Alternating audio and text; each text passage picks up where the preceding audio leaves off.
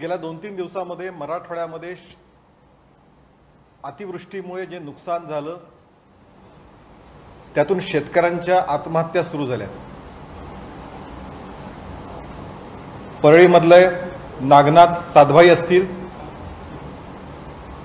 बँकेचं कर्ज होतं, पीक उत्तम होतं, सोयाबीन वाहून गेला, अनुदान मिळावं म्हणून गेले 1.5-2 वर्ष हेलपाटे घालत होते,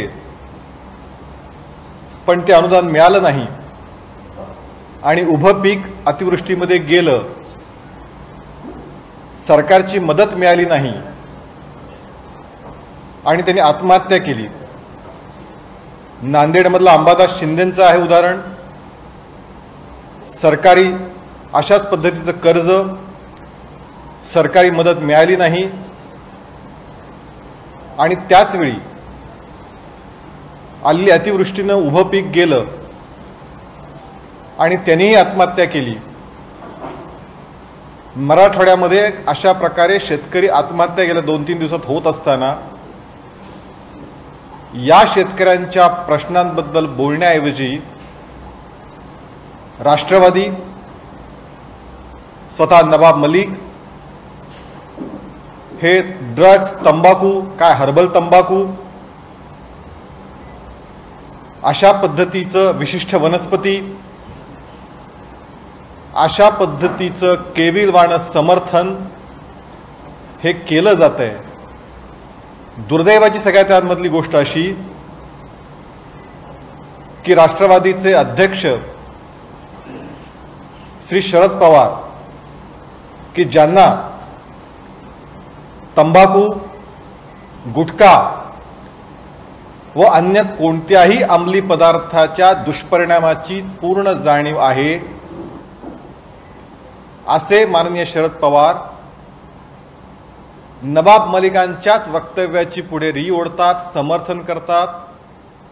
तो साठा म्हणजे हर्बल तंबाखू, विशिष्ट वनस्पती अशा पद्धतीने जे समर्थन करतात तो खरोखर दुर्दैवी प्रकार आहे। कारण महाराष्ट्रामध्ये गेल्या काही दिवसांपासून पाहतो आहे की अशा पद्धतीचा अंमली पदार्थाचा साठा वाढतोय, सापडतोय। या साठ्याच्या विरोधामध्ये जर मोठ्या प्रमाणात कारवाई व्हायची असेल तर सरकारी यंत्रणा जर कारवाई करत असतील तर त्या कारवाईचं समर्थन खरं तर करायला हवं, पण त्याच्याऐवजी म्हणजे गेल्या 8-10 दिवसातला राष्ट्रवादीचा एक कलमी कार्यक्रम आपण बघितला।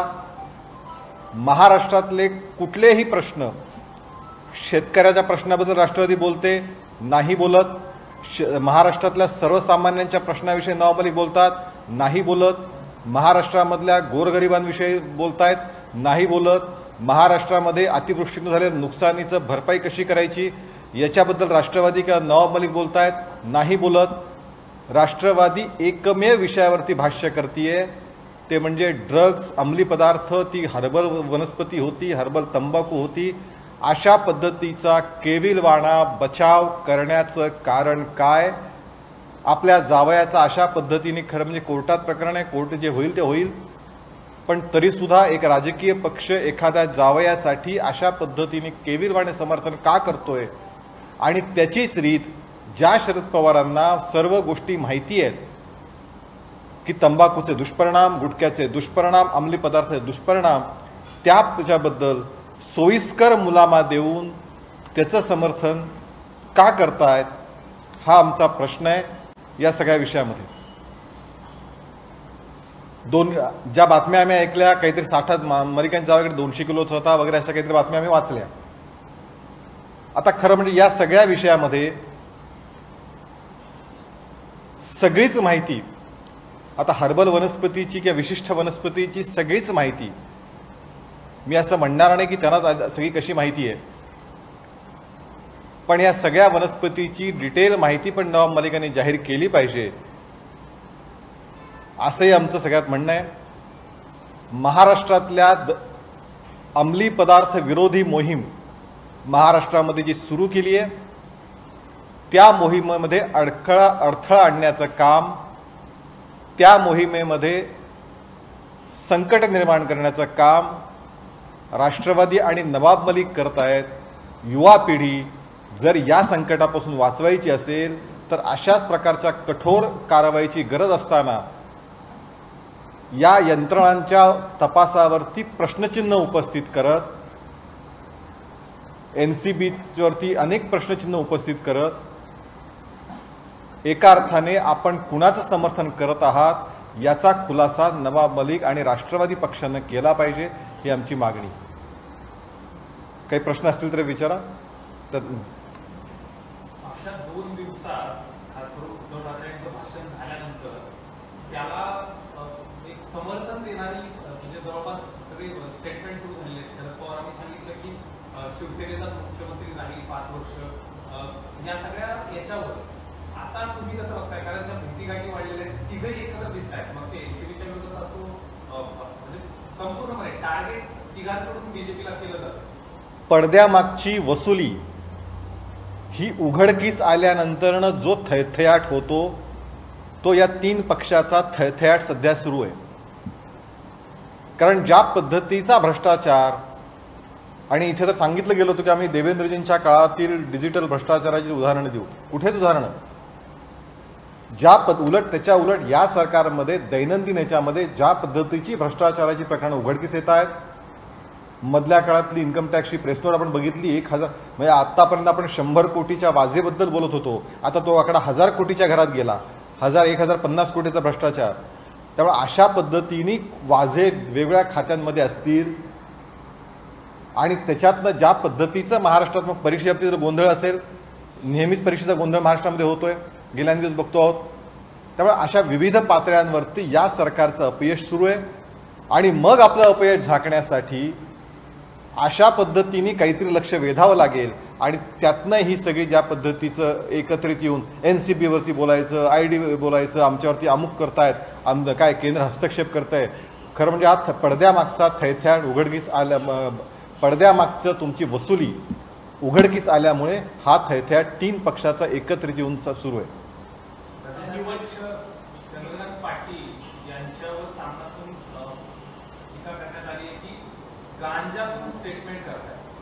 असं आहे की आता या गांजा वगैरे सगळ्याची माहिती तर उत्तम माहिती मला असं वाटतं 3 पक्षाकडेच आहे.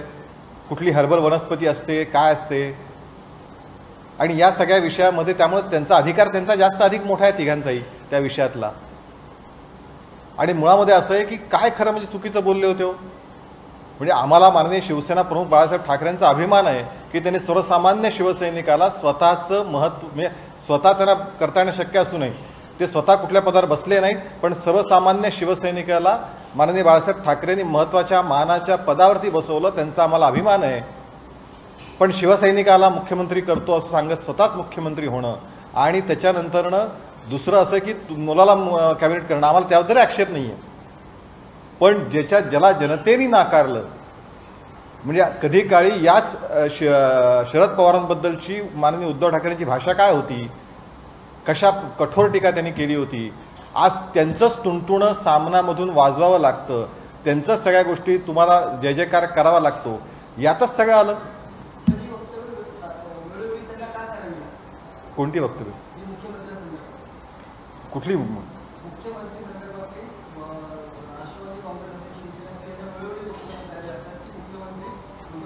त्याचं कारणच असं आहे की त्यांना त्यांच्यातलंच अविश्वासाचं प्रचंड वातावरण आहे 3 आघाडी पक्षामध्ये.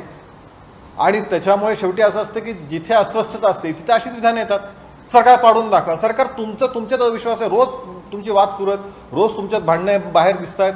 आत्ता शिवसेना आणि ह्याच्यामध्ये एक काय हमरातुमरी सुरू आहे आमदारांमध्ये, कार्यकर्त्यांमध्ये.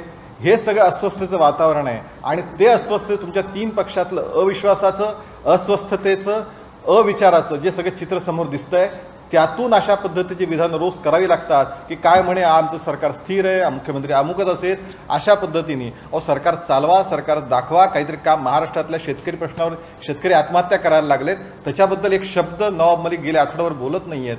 ही दुर्दैवी सगळ्यात बाब आहे. राष्ट्रवादीची भूमिका शेतकऱ्यांच्याबद्दलची, प्रेमाची, शेतकऱ्यांबद्दल आस्थेची आहे का या ड्रग्ज माफिया त्याच्या सगळ्या भूमिकेबद्दल ते इतक्या पोटतिडकीने का बोलतायत, हा आमचा प्रश्न आहे. युतीचा फायदा भाजपा घेते असा आरोप केला होता. कारण कांचन गिरेंची जी भेट घेतली आज राज ठाकरेंची कुठेतरी वस्तुस्थिती चुकीची आहे. 2009 मध्ये तुम्ही उलटं बघितलं, त्यावेळच्या युतीमध्ये 2009च्या विधानसभा निवडणुकीमध्ये आरोप काही हो, वस्तुस्थिती तपासली पाहिजे ना. 2009च्या निवडणुकीमध्ये आपण बघितलं की त्यांनी सगळ्या भाजप शिवसेने जागांमुळेच तर या ठिकाणी बदल घडला. त्या ठिकाणी त्यांनी मतं कोणाची घेतली, त्यामुळे वस्तुस्थिती अशी नाही आहे.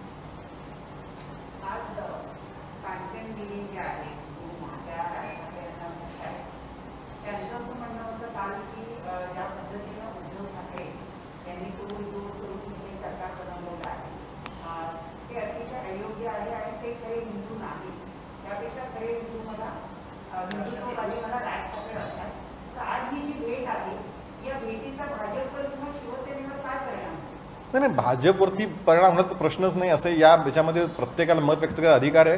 त्यामुळे त्यांनी ते मत व्यक्त केलं, त्यांना भेटावं असं वाटलं त्यांनी जरूर भेटू शकतात.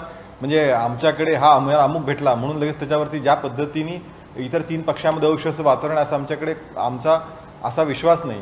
त्यामुळे त्यांनी जरूर भेटावं. त्यात आमचा काय भाजपचं काय, भारतीय जनता पार्टीची भूमिका स्पष्ट आहे. आणि त्या महाराजांनी जी भावना व्यक्त केली की हे खऱ्या अर्थानं तडजोडीचं सरकार हे योग्य नाही, ती भावना त्या महाराजांची प्रतिनिधी असली तरी महाराष्ट्रातल्या जनतेची ती भावना आहे की हे सरकार म्हणजे तुम्हाला विश्वासघातानं आलेलं सरकार आहे. ज्यांना समाजाने नाकारलं होतं, स्वतःची महत्त्वाकांक्षा पूर्ण करण्यासाठी त्यांना सोबत घेऊन केलेलं सरकार आहे, ही महाराष्ट्रातल्या जनतेची भावना आहे.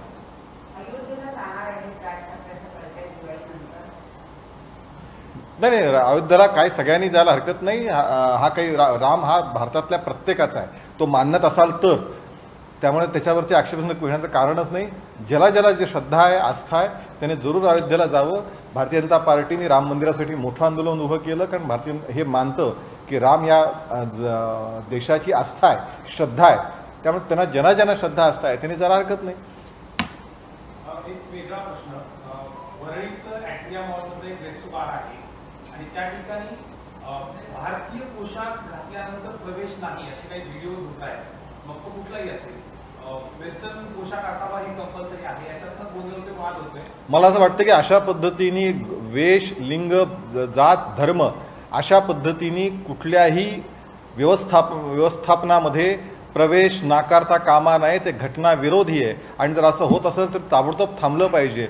या देशाच्या प्रत्येक नागरिकाला तो कुठल्याही जातीचा, धर्माचा, लिंगाचा आणि कपडे कुठलेही पेहरावरून अशा पद्धतीने प्रवेश नाकारण्याचा कुणालाही अधिकार नाही. हे चुकीचं होतं. हो, मग बरोबर. आता वरळीचे आमदार आणि सगळ्यांनी लक्ष घातलं पाहिजे सगळ्या विषयामध्ये. त्यांचं रेस्टो बार वगैरे असं सगळं, नाईट लाईफ वगैरे सगळ्या अशा गोष्टीत त्यांची विशेष आवड, रुची असतेच. सांस्कृतिक कार्यक्रम असतील किंवा गॅदरिंग असेल यांना परवानगी दिली जाते, परंतु अनेक राजकीय पक्षांकडनं पक्षप्रवेश केला जातो. त्यामध्ये मोठ्या प्रमाणावर कोरोनाचे नियम असेल. या सरकारचं कोरोनाबद्दलचं धोरणच अतिशय भोंगळ, चुकीचं, दिशाहीन अशा स्वरूपाचं आहे. म्हणजे एकीकडे तुम्ही तुमच्या राजकीय पक्षाच्या कार्यालयामध्ये ज्यावेळी पूर्णपणे सगळ्यांना बंदी होती, तुम्ही बघितलं राष्ट्रवादीच्या पुण्याच्या कार्यालयाच्या उद्घाटनाला केवढी गर्दी जमली होती. त्यामुळे एक स्वतःपुरतं वेगळं धोरण, नाट्यगृह सुरू नाहीत, मात्र परवा शिवसेनेच्या मेळाव्यासाठी तुम्ही ती उघड करून दिलं. त्यामुळे मला असं वाटतं की या सरकारचं धोरण, दिशा कुठल्याच पद्धतीची नाही. मनाला त्या दिवशीचा निर्णय करायचा आणि काम करायचं, असं सगळं सुरू. थँक्यू.